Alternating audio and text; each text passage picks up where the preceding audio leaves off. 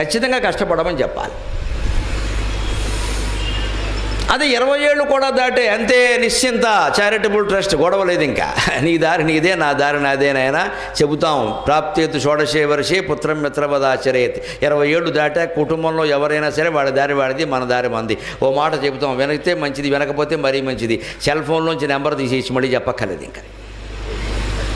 అంతేకాని వాడికి 30 ఏళ్ళు వచ్చినా వాడికి పెళ్ళి అయినా సరే ఇంకా ఏదమ్మా వాడు బాగుపడలేదమ్మా వాడు బాగుపడ్డు ఈ జపం చేస్తే నువ్వు కూడా బాగుపడవు, జాగ్రత్త, ఇంక మానేదాన్ని వదిలే ఆ విషయం వదలలేం మనం. గణపతి దగ్గరికి వెళ్ళి మా వాడిని బాగుచా, నువ్వు బాగున్నావు, ముందు నువ్వు బాగులేవు, వాడిని బాగు చేయమని అడుగుతున్నావు. ఇక్కడ బాగుండడం అంటే మనకు కొన్ని లెక్కలు ఉన్నాయి. డబ్బు బాగా ఉండడం, ఆరోగ్యంగా ఉండడం, ఏదో వైభవంతో ఉండడం, రాజకీయాల్లో బాగా పాల్గొనడం, అధికారంలో, ఈ లెక్కలు దేవుడికి ఉండవండి. బాగుండడం అంటే అది కాదు. బాగుండడం అంటే లౌకిక బంధాలన్నీ వదిలేసి విష్ణు ధ్యానంలో ఉండడం, అది వినాయకుడు దృష్టి. మనం అలా ఉంటామా? మనకు అవన్నీ ఎందుకు, కావలసినవన్నీ కావాలి ఇక్కడ. అందుకే హిరణ్యకశ్యపుడు ఇంత జ్ఞాని ఉండి కూడా మరదలకి, తల్లికి, పిల్లలకి, అందరికీ ఉపదేశం చేసిన వాడు కూడా మాయలో పడ్డాడు. మళ్ళీ వైకుంఠపాళి ఆటే అరుకాశు నోట్లో వండిట్టే పడ్డాడు. పడి ఏమైనా సరే విష్ణు అంతు చూస్తా. ఎవరా విష్ణు? వెలువాడ. తపస్సుకి వెళ్ళాడు. అక్కడ పోతన గారు ఓ పద్యం రాస్తారండి. వాడు తపస్సు చేస్తున్నట్ట. ఎలాంటి తపస్సు చేశాడో ఆ ఫలితాలు ఏమిటో చెబుతారండి. వాడు భయంకరమైన తపస్సు చేస్తున్నట్ట. ఏళ్ళు గడిచిపోయే. ఓ పక్క లీలావతి గర్భిణి, ఆవిడకప్పుడే సంతానం కలిగింది. ఆవిడని ఇంద్రుడు బలవంతం చేసే ప్రయత్నం చేశాడు. అక్కడి నుంచి నారదుడు కాపాడాడు, తన ఆశ్రమానికి తీసుకెళ్ళాడు. అక్కడ ఆవిడకి పురుడు పోశాడు. నారదుడు పరిచారికలను పెట్టించి అక్కడ ప్రహ్లాదుడు పుట్టాడు. అద్భుతంగా ఆయన ప్రోగ్రాం ఆయన నడిపించేశాడు. మొత్తం కడుపు క్యాసెట్లు కట్టేసి నారాయణ మంత్రం నేర్పించాడు. ఇంత జరుగుతుంటే ఈ అమాయకుడు తపస్సు చేస్తున్నాడు. ఇక్కడ ముందే జాగ్రత్త పడి ఉంటే బాగుండేది. పోని చేశాడు, బాగానే ఉంది. తపస్సు అంతకంటే గొప్పది. కానీ ఎలా చేసేట ఆయన? అదిరెన్ కుంభిని సాద్రియై కలగనే డంభోనితుల్ తారకంచెదరన్ సగ్రహ సంగలై దిశలు విచ్ఛిన్నంతలై మండే పెల్లదరెన్ గుండెలు జంతు సంతతికి ఉగ్రాచార దైత్యేంద్రమూర్ధ దిశోద్ధూత సధూమ హేతి పటలోదంచత్తపో వన్హికిన్ అదిరెన్ కుంభిని సాద్రియై. వాడు భయంకరమైన తపస్సు చేసేట. ఎటువంటిది అది? ఉగ్రాచార దైత్యేంద్ర మూర్ధ దిశోద్ధూత సధూమ హేతి పటలోదంచ తపోవన్హికిన్. వాడు తపస్సు చేస్తూ ఉంటే ఉగ్రాచారంతో చేసేటండి. ఉగ్రాచారం అంటే జీవుల్ని చంపి చేసే అమ్మవారి పూజలన్నీ ఉగ్రాచారం కిందే లెక్క. దయచేసి మానుకోండి. మేము మొక్కుకున్నాం మేకనేస్తాం, మేము మొక్కుకున్నాం కోడినేస్తాం, ఇంకోడు నిన్ను మొక్కుకుని వేసేస్తాడు, ఒప్పుకుంటావా? మన పిల్లాడు ఆరోగ్యం కోసమో మన ఆరోగ్యం కోసమో కోడినో మేకనో కోసేసే అధికారం మనకున్నప్పుడు కోడి పిల్లకి అనారోగ్యం చేస్తే మన మొక్కుకునే అధికారం దానికి కూడా ఉంటుందండి. మానవ హక్కులు మానవులకే కాదండి, కోళ్ళకి జంతువులకన్నిటికీ ఉంటాయి. పరమ దారుణంగా ఏకంగా దొన్నపోతులు సహా వేసేసి అమ్మవారి బలి నెత్తురు ఉంటే కానీ అమ్మవారి సంత నెత్తురిగా అమ్మవారు అవుతుందా, దెయ్యం అవుతుందా? ఎలా ఆలోచిస్తారండి అసలు? దేవుడి పేరు మీద జీవహింస చేస్తున్నాము అంటే దైవభక్తిలో అనాకాసు మనకు తెలియనట్టే లెక్క.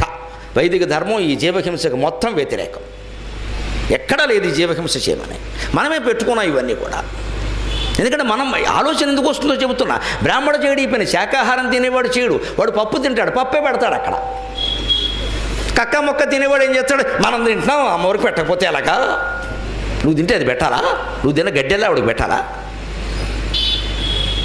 అసలు మనం తినడమే తప్పు, మరి ఆవిడకి పెట్ట ఇంకో తప్పు ఇక్కడ. ఇందుకోసం ఏకంగా మనం మొక్కుకుని మొక్కుబళ్ళు పేరు మీద డబ్బు కాదు, పసుపు కాదు, కుంకం కాదు, బెల్లం కాదు, కూరగాయ కాదు, నరగాయ కాదు, జీవుల పీకలు కోసేస్తామా? అది ఏడవట్లేదా? అది రోధించట్లేదా? దానికి తల్లి లేదా? దానికి పిల్లలు లేరా?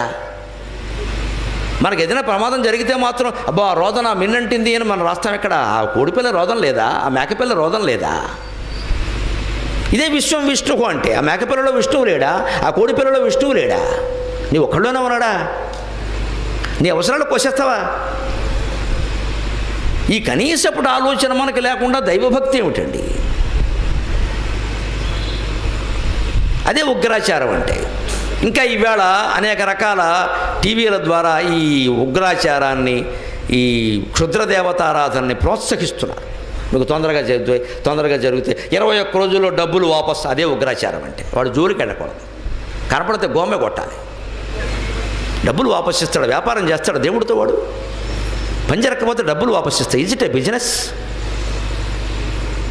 మొత్తం జరుగుతున్నాయండి. టీవీలో వాళ్ళు వేస్తారండి హాయిగా, ఆధ్యాత్మిక ఛానల్స్ వాళ్ళే, ఎందుకంటే వాళ్ళకి డబ్బులు కావాలి. ఓ పక్క మళ్ళీ సాయంత్రం అయ్యేసరికి నేను కావాలి, చాగంటి వారు కావాలి, సామవేదం వారు కావాలి, పొద్దున్న మొత్తం వ్యాపారం నడవాలి, అని నడవాలి. సాయంత్రం ఒక 2 గంటలు జ్ఞానం, 22 గంటలు అజ్ఞానం. నమశివాయ. మా కర్మ మాకేంటంటే మేము ఆ టీవీలోనే చెప్పాలి, మాకు ఇంకో మార్గం ఎక్కడుంది మరి? స్వచ్ఛమైన టీవీ ఇంతవరకు నాకు కనపడలేదు. ఇగో పైడిపర్లో ఈ మైకు ఒకటే స్వచ్ఛం, అందుకే ఇక్కడ మాట్లాడతాను. వేస్తారా జ్ఞానం అని? 22 గంటలు అజ్ఞానమే. అంకెలు మార్చుకో, అక్షరాలు మార్చుకో, ఇల్లు మార్చుకో, ఇళ్ళని కూడా మార్చుకో, అవసరమైతే బుద్ధి మార్చుకోమని ఒకటి చెప్పడం. లేకపోతే నువ్వు రా నేనే మార్చేస్తా, నీ పేరు మార్చి ఏ తీసేయి, పీ పెట్టేయి. ఇదంతా క్షుద్రాచారం, ఇదంతా ఉగ్రాచారం. పైగా ఉగ్రాచారం అంటే ఇంకా బాగా వినాయక చవితి ఆధారంగా అర్థమయ్యేలా చెబుతా. వినాయకుడి కోసం పెద్ద పందిరేస్తాం మనం. గుడి ఉన్న చోట వేరు, మామూలుగా పందిరేస్తారు, ఎక్కడ రోడ్డు మీద పందిరేస్తారు, పెద్ద పెద్ద విగ్రహాలు పెడతారు. కరెంటు కావాలి, ఏం చేస్తాం మనం? వెంటనే చాలా తెలివైన వాళ్ళం, ఎందుకంటే వైరింగ్ లాగి మీటర్లు పెట్టి ప్రభుత్వం పర్మిషన్ తీసుకుంటే చాలా పెద్ద వ్యవహారం అది. అందుకని శుభ్రంగా వెళ్ళి పోలు మించి వైర్లా లాగేసి వినాయకుడు తొండం కింద పెట్టేసి బల్బులు పెట్టేస్తాం మనం.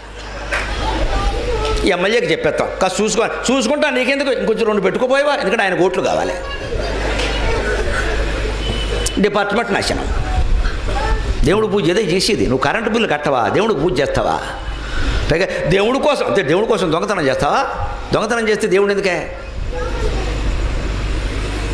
కానీ మీరు గమనించండి, అలా పోలు మించి వైరు లాగేసి వినాయకుడు తొండం కింద తెగబెట్టినా కూడా బల్బు వెలుగుతుంది, అదే ఉగ్రాచారం. ఫలిస్తుంది, కానీ తర్వాత ఇంకా వేరే విధంగా ఫలిస్తుంది. కొంచెం పందిట్లో కానీ ఆ తీగలో కానీ ఏదైనా తేడా వచ్చిందనుకో మొత్తం అంటుకుంటుంది, అదే ఉగ్రాచారం.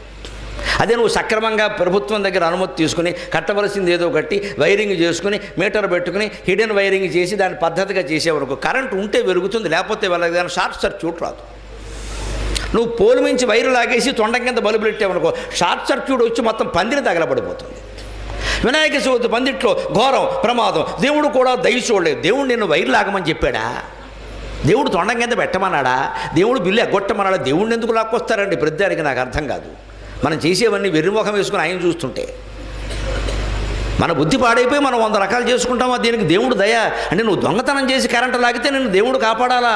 దేవుడు ఉన్నది అందుక. మనమే వ్యాఖ్యానాలు అన్నిటికీ. 50 మంది ఎక్కాల్సిన బస్సును 100 మంది ఎక్కారు. ఏమైందండి? 60 మంది పోయారు. 60 మందిని కొండగట్టు ఆంజనేయ స్వామి ఎక్కమన్నాడా? అసలు మిమ్మల్ని కొండకు రమ్మన్నాడా ఆయన? దారి కాని దారిలో బస్సు వెయ్యమన్నాడా? అందులో కూడా విచిత్రం, నాకు ప్రత్యక్షంగా చూసిన వాళ్ళు చెప్పారండి. డ్రైవర్ బ్రేక్ వేసే చోట 20 మంది నుంచున్నట్టమ్మా. వాడు బ్రేక్ వెయ్యాలా వద్దా? బ్రేక్ ఫెయిల్ అవడానికి కారణం అది. బ్రేక్ పట్టుకుని వేసే చోట డ్రైవర్కు రాడ్ ఉంటుంది, ఇలాగ ఆ రాడ్డు పక్కనే 15-20 మంది నుంచున్నారండి. అలాగా ఏం కదా అన్న పోనీ, ఏమైంది? అందరూ పోయారు, వాడు కూడా పోయాడు. దేవుడు యాత్ర కడుతుంటే పోయారమ్మా, దేవుడు కూడా కాపాడు. మిమ్మల్ని అందరం యాత్ర చేయమని ఆయన చెప్పాడు. నోరు మూసుకుని ఇంట్లో పని చేసుకోండి అని చెబితే అమరనాథ్ దగ్గర నుంచి అంబాజీపేట వరకు మనమే వెళ్ళిపోతాం. ఏదైనా ప్రమాదం జరిగితే మాత్రం దేవుడి మీద తోసేస్తాం. ఎవడు వెళ్ళమన్నాడు నిన్ను? నీ ఇంట్లో దేవుడు ఉన్నాడరా, నీ ఒంట్లో దేవుడు ఉన్నాడరా, నీ ముందు నీ ప్రవర్తన సరిగ్గా చూసుకోండి. అబ్బే కుదరదు, నువ్వు అక్కడే ఉండు, నేను వస్తా అంతే. ఈ అజ్ఞానం పోయే వరకు ఎవరికేం అర్థం కాదు. హిరణ్యకశిపుడు అదే అజ్ఞానం, ఉగ్రాచారం. తొందరగా కావాలి. ఇవాళ మన అందరికీ ఇదేనండి, తొందరగా రావాలండి. లేకపోతే పెయిన్ కిల్లర్స్ ఎందుకు వస్తున్నాయండి వైద్య శాస్త్రంలో?